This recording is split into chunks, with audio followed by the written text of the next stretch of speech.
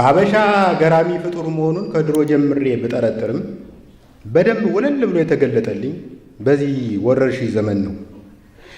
የሀገር ሰው ለጥንቃቄ ማስክ ገድግደህ ሲያይህ ይህን ያህል ምን ያንቦቀቡቀሃል እያለ ያሸማቅቀሃል። ከዚያ አጅሬው አስተኝቶ ለሳምንታት ያከለ አበራይቶ ትቶት ይሄዳል። ከዚያ እንዴት ነህ ስትለው በዝሆን እግሩ ደቅድቆ አጨማልቆ ለቀቀኝ በማለት ፋንታ እኔንማ ይዞ ለቀቀኝ በማለት አቃሎ ይነግርሃል። ከህመሙ በረከት እንዲደርስህ ወጥሮ ያበረታታል። ስለ ክትባት ስታነሳበት እረ ቺፕስ ሊያስገቡብን ነው ይልሃል። ባለፈው አንዱ ፈረንጆች ቺፕስ ክንዴ ላይ ቀረቀሩብኝ እያለ ሰላላ ክንዱን ለህብረተሰቡ ሲያስጎበኝ በሆነ ዩቱብ ቻናል ላይ አየሁት። አይኔን ባይበሉባይ ጠራርጌ አተኩሬ ሳየው ክንዱ ላይ ያለው ኮረሪማ የሚያክል ኪንታሮት ነው። አንዳንዴ ሲደብረኝ ስልኬን መሽለቅ አድርጌ አዲስ አበባ ወይም ማርቆስ ለሚኖር ጓደኛ ይደውላለሁ። ስማ ያለህበት አካባቢ ኮቪድ እንዴት ነው? እኔማ ትናንት ይዞ ለቀቀኝ ይለኛል። እንዴ ፍቅር እንኳን ትንሽ ሳያመነምን ሳያከስል አይለቅም፣ እንዴት ዝም ብሎ ይለቅሃል እላለሁ በቅናት ስሜት። የሆነ ነገር ትዝ ይለኛል። ድሮ መገናኛ ካልዲስ ፊት ለፊት ቆሜ የኮንትሮባንድ ጫማ ሳማርጥ የሆነ መዳፍ ትከሻዬን ይነካኛል። ዞር ስል የሆነ ሰውዬ ይቅርታ በማጅራት በኩል ሳይህ ከማውቀው ሰው ጋር ተመሳስለህብኝ ነው ይልና ለጥቂት ሰከንዶች ይዞት የነበረውን ትከሻዬን ይለቀዋል። የአገር ቤት ጓደኞቼ ኮቪድ ይዞ ለቀቀኝ ሲሉኝ ትዝ የሚለኝ ይሄ ነው። በዚያን ሰሞን ራስ ምታትና ቁርጥማት ጢባጢቤ ተጫውቶብኝ ወደ ሐኪም ቤት ጎራ ነው። ዶክተሩ ከላይ እስከታች ከመረመረኝ በኋላ በረጅሙ ተንፍሶ የያዘህ በሽታ ጋርሊክ 20 ይባላል። ነጭ ሽንኩርትን አብዝቶ ከመብላት የሚመጣ አዲስ በሽታ ነው።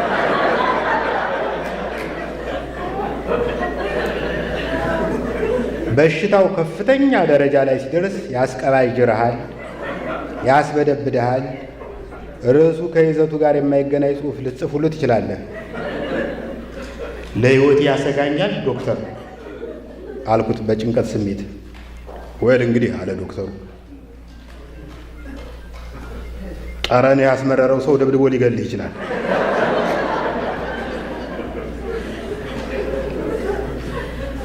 ሐኪም ድሮ ቀረ። በድሮ ጊዜ አንዱን ወጌሻ ኩላሊቴን አመመኝ ስትለው የጅብ ቅንድብ ፈልገህ በብብት ያዝበት ይላል። ምክሩን ሰምተህ የጅብ ቅንድብ አመጣ ብለህ ጫካ ስትገባ ጅቡ ራሱን በመከላከል ሰበብ ይበላል። ግልግል ወጌሻው ምን አለበት? በሕይወት እያለህ ቀብድ ተቀብለዋል። የጥንቱ መንገድ ትንሽ ራዲካል ቢሆንም ሁነኛ መፍትሄ ነበረው። በሽታውን የምታስወግደው በሽተኛውን በማስወገድ ነበር።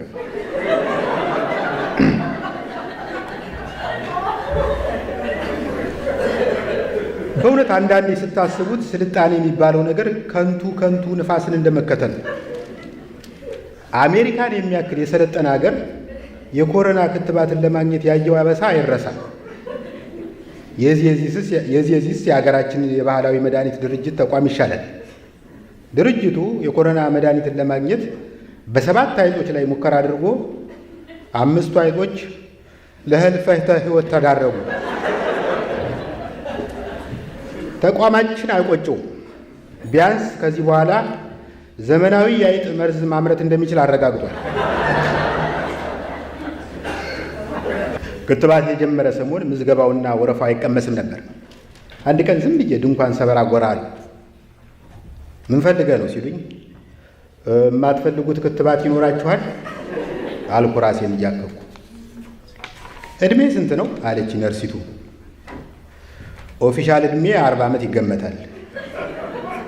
አዝናለሁ። አሁን እየከተብን ያለነው ከ50 ዓመት በላይ የሆነውን ነው። ግን አተነፋፈሴ የ70 ዓመት አዛውንት ነው። እንደምንም አጠጋግተሽ አስገቢኝ። ኦኬ፣ ተመዝግቦ የቀረ ሰው ካለ በምትኩ ትከተባለህ። እጅሽን ከቁርጥማት ይሰውርልኝ በማለት መርቂያት ቁጭ አልኩ። በሁለት ከዘራ መሃል ጎብጦ የሚንቀጠቀጥ አዛውንት አይቼ ስንት ዓመት ሆነው በማለት ጠየቅኩት። ምን አልከኝ አለኝ። ከኪሴ ማይክ አውጥቼ ቼክ ማይክ 1 2 3 ስንት ዓመት ሆኖት? ባለፈው ሳምንት 100 ደፈንሁ ብሎ ሲመልስልኝ ተገርሜ እና እርሶም ክትባቱን ይፈልጉታል? ለእኔ አይደለም አባቴን ላስከትብ መጥቼ ነው።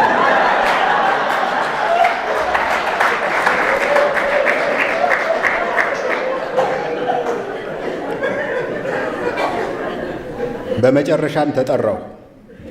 ነርሲቱ ክንዴን አፈፍ አድርጋ ይዛ እንደ ጥጥ ስታባዝተው ከቆየች በኋላ ብዙ ጊዜ የምትመገበው ምግብ ምንድን ነው? ሩዝ። እንዲያውም ሩዝ አብዝቼ ከመውደዴ የተነሳ ወዳጆቼ ሩዝቬልት የሚል ቅጽም ስላውጥተውልኛል። በል አሁን ወደ ቤት ተመልሰህ ገንቢ ምግብ ብላ፣ ዳምፔል አንሳ፣ ፑሻፕ ስራ። ከዚያ ከ2 ወር በኋላ ተመለስ። ሴትየው ልትከትብኝ ነው ወይስ ቦዲጋርድ ልትቀጥሪ ነው የምትፈልጊው?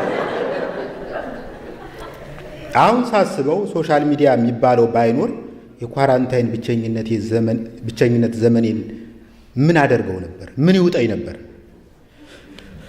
በነገራችን ላይ ፌስቡክ የተቀላቀልሁ ወደ 2012 አካባቢ ነው እና ያኔ ከቤተሰቤና ከጎረቤት በቀር የሚያውቀኝ አልነበርም። የፌስቡክ አጠቃቀም ራሱ በቅጡ አልገባኝም ነበር።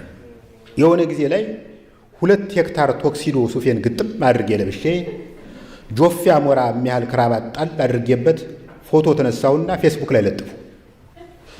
ከዚያ ፈንድሻ እየበላው የህዝቡን ምላሽ ብጠብቅ ምንም የለም። ደብረ ማርቆስ ዘመድ ጠይቄ ስመጣ አስካለ የተባለች ልጅ ላይክ አድርገዋለች። ያን የላይክ ምልክት የነበረው አውራ ጣት በጣም ግብዳ ነበር። መንገድ ዳር ይዘው ትወጣ ሊፍት የሚሰጥ መኪና ማስቆም ሁሉ ትችላለህ። ከመደሴት የተነሳ ፎቶዬን ስለወደድሽው አመሰግናለሁ የሚል መልእክት ሰደርኩላት። ኢንቦክስ የላኩላት መስሎኝ ግድግዳዬ ላይ እንደለጠፉት ያወቅኩት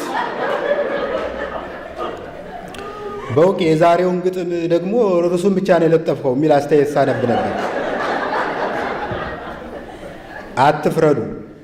በሰም በታሸገ ኢንቬሎፕ ጽላሉ ወረዳ ከሚኖር የበር ጓደኛዬ ጋር ደብዳቤ ስለዋወጥ ያደኩ ሰውዬ ኢንቦክስ ቢደናገረኝ አይገርምም። ሴቶች በጠቅላላው ቆንጆ ሴቶች ደግሞ በተለይ ፎቶ ለጥፈው ውዴታ ወይም ላይክ ለመሰብሰብ ችግር የለባቸው። ፎቶ ሲነሱ ደግሞ የሳምንት እቅድ ነድፈው የወር በጀት መድበው በደንብ ተዘጋጅተው ነው። የመታወቂያ ጉርድ ፎቶ ለመነሳት ድሮን ሳይቀር የሚከራዩ አሉ እኮ። የእኔ እናት የሩቅ ዘመድ ሲሞትባት ሐዘኗን ለመግለጽ ፊቷን ትነጭ ነበር።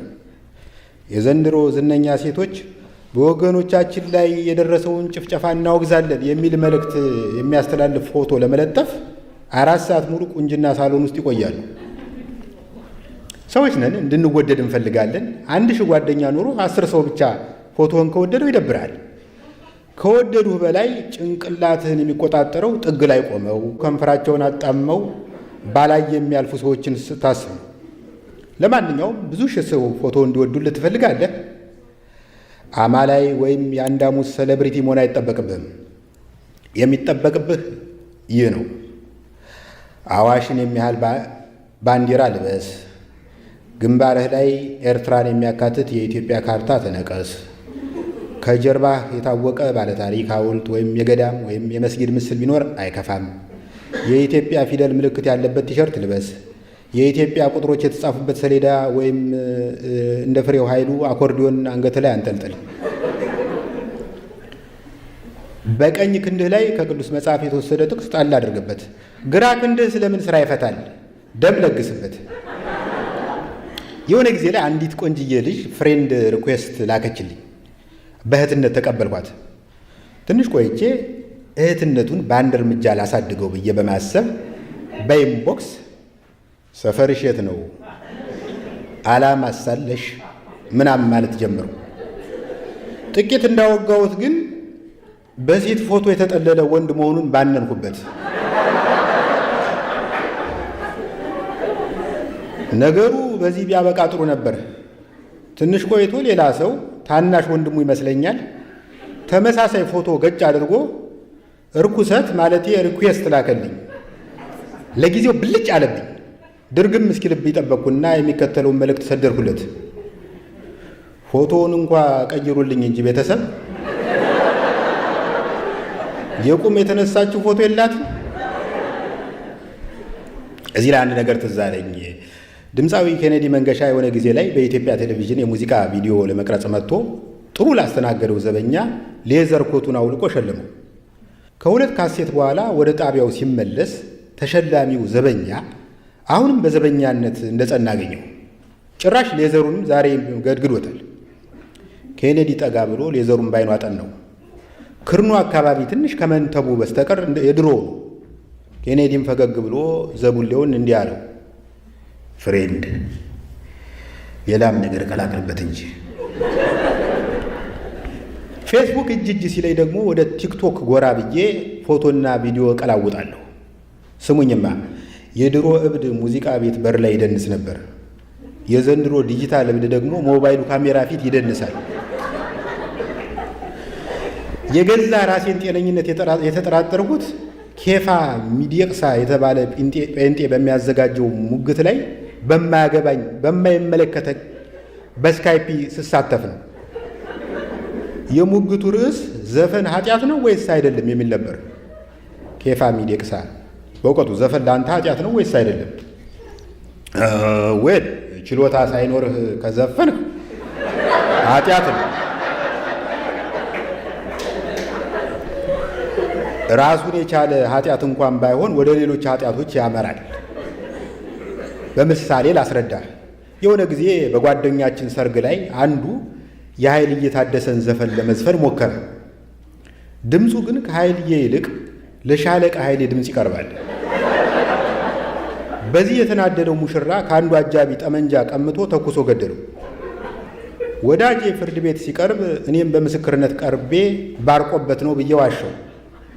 በመጨረሻም ተፈርዶበት እስር ቤት ሲገባ ሚስቱ ከጠበቃው ጋር ተኛች። በአንድ ብሽቅ ዘፈን ምክንያት አትግደል፣ በሐሰት አትመስክር እና አታመንዝር የሚባሉ ሕግጋቶች ተጣሱ።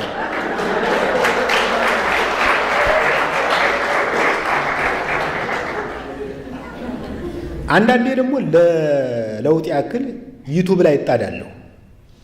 ዩቱብ ለታታሪ ተመልካች መክፈል ቢጀምር እስካሁን መኪና ብቻ ሳይሆን የራሴ መጠበቂያ ድሮን ሁሉ ይኖረኝ ነበር።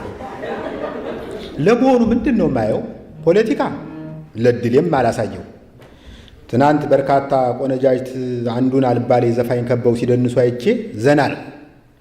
ሌዲ ጋጋ የኤግዚቢሽን ማዕከል ድንኳን የሚያክል ቀሚስ በምትለብስበት ዘመን የሀገራችን ጉብሎች በከፊል መለመላ ሲቀውጡት አይቼ ተደነቅኩ። በእኛ ጊዜ የሙዚቃ ቪዲዮ በአይነ አፋር ሙድ ነበር የሚሰራው። አለማየሁ እሸቴ ኩኩ ሰብስቤን እንግዳ አይነሽ እኔ እንግዳ በበሩ ገብተሽ አረፍ በይ ጓዳ ይላታል። እሷም እየተሽኮረመመች ያንኑ ትደግምለታለች። ግን ሁለቱም ጓዳ ለመግባት አይደፍሩም። ዘፈኑን ጀምረው የሚጨርሱት ከግቢ ውጭ ነው። ዛሬ 10 ምናምን ወይዛዝርት ሊሞዚን ውስጥ አንዱን ጎረምሳ ከበው ሲደንሱ ያለው መብታቸው እንደሆነ ባምንም በዘፋኙ ላይ የተሰማኝን ቅናት የቀላቀለበት ንዴት መደበቅ አልቻልኩም። እኔ እዚህ ተኮራምቼ ተቀምጬ የሰው ሀገር ብርድ እየጠጣው እንዴት ዋናው ሰባ ሰገጥ ጨረቃ በመሳሰሉ ኮረዶች ይከበባል? በእውነት ፌር አይደለም። በእውነት የድሮ ዘፈን ይምጣብኝ። የድሮ ዘፈን እኮ የሆነ ቬጂተሪያን ቃና ነበረው። በጊዜው ያልተዘመረለት የዱር ፍሬ የለም። የሾላ ፍሬ፣ እንኮይ እንኮይ፣ ብርቱካኔ፣ ሸንኮራ፣ ፓፓየነሽ የሚል ሁሉ ዘፈን ነበረ። የተቀጠፈ ሎሚ ተበላት ትርንጎ፣ ከሸጋ ልጅ መንደር በስሎ ተንዠርግጎ የምትለዋን የንዋይ ግጥምን ማን ይረሳል? ምን ዋጋ አለው? ከዕለታት አንድ ቀን ታደሰ ዓለሙ የሚባል ዘፈን ተነስቶ የአማርኛን ዘፈን ስጋ በስጋ አደረገው። የድሮ ዘፋኞች ከማዝናናት ጎን ለጎን ጠቅላላ እውቀት ይለግሱ ነበር። ህዝቡ ስለ ቤትና የዱር አራዊት ጠባይ መረጃ የሚያገኘው ከዘፋኞች ነበር። ለምሳሌ ካላጉረመረመ አይበላም ነብር ይርጋዱ ባለ፣ የቁልቁለት መንገድ ለበቅሎ አይመችም ሙሉቀን መለሰ፣ የባብ ዘለግላጋ የለው እግር እጅ አለማየሁ እሸቴ፣ ዶሮ ውሃ ጠምቶት ተንጋሎ ይጠጣል ነዋይ ደበበ፣ ፍየል ቅጠል እንጂ አትበላም ምን ጉዳይ ነዋይ ደበበ። በአጠቃላይ የድሮ ዘፈን ራሱን የቻለ ናሽናል ጂኦግራፊ ቻናል ነበር ማለት ይቻላል።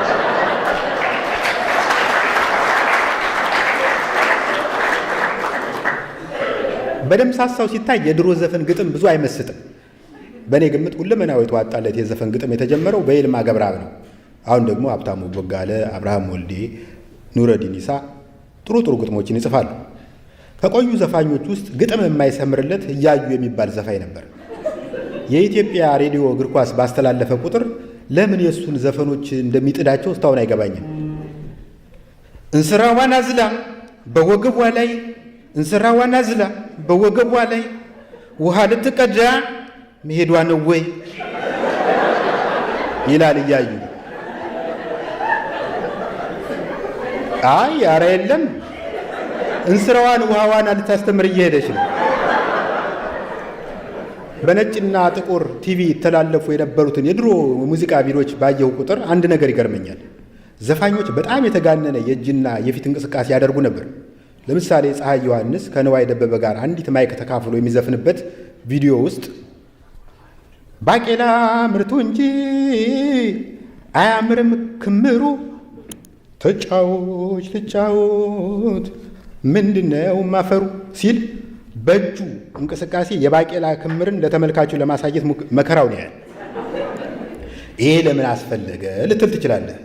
በዛ ዘመን የነበረው ቲቪ ድምፁ ጥራት አልነበረው። ጠረጴዛው ላይ ተጎልቶ ደቅ ደቅ ደቅ ደቅ ሲል መስታወት የተገጠመለት ጄኔሬተር ይመስላል። እና ዘፋኞች ዘፈናቸውን በምልክት ቋንቋ እንዲያጅቡ ይገደዱ ነበር። በጣም አመሰግናለሁ።